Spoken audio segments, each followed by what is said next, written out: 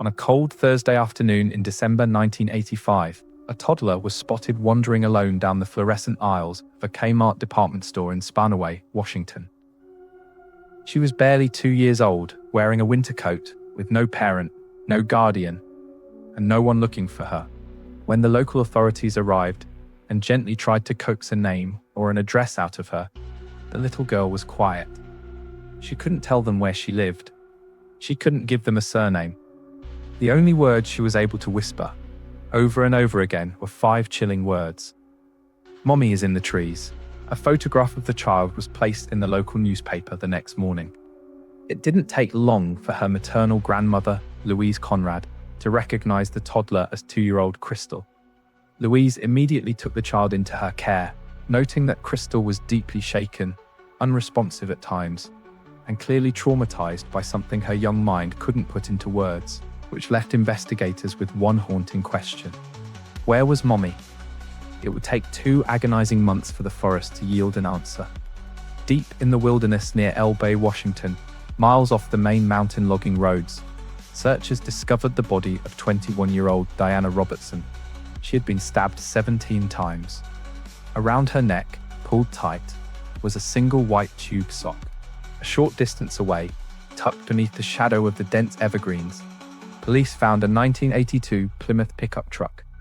It belonged to Diana's partner, Mike Riemer, a 21-year-old outdoorsman and trapper who knew those remote woods like the back of his hand. The interior of the truck was stained with blood. On the dashboard sat a handwritten note, scribbled hastily, reading simply, "I love you, Diana." Mike, however, was nowhere to be found. At first, detectives believed they were looking at a straightforward, tragic case of domestic violence turned murder. Just 2 months earlier, in October 1985, Mike had been arrested for domestic assault after allegedly kicking in the door of Diana's apartment, throwing her to the floor, and rubbing her face into the carpet. To the police, the narrative seemed obvious. A volatile partner loses control in the woods, commits an atrocious act, leaves a remorseful note on the dashboard, drops their toddler off at a busy store miles away, and goes on the run. Then detectives looked closely at the signature on Diana's body. The tube sock. 4 months before Diana vanished, in August 1985, another couple had entered those exact same woods. 36-year-old Stephen Harkins and 42-year-old Ruth Cooper went camping near Mineral, Washington. Harkins was found shot to death inside his sleeping bag. Cooper's body was discovered 2 months later, strangled to death, and around Ruth Cooper's neck was the exact same signature, a white tube sock tied tightly. Suddenly, the simple domestic violence theory collapsed into something far more sinister. Was Mike Riemer a serial killer operating in the Pacific Northwest wilderness? He had been in those very woods when Harkins and Cooper were murdered.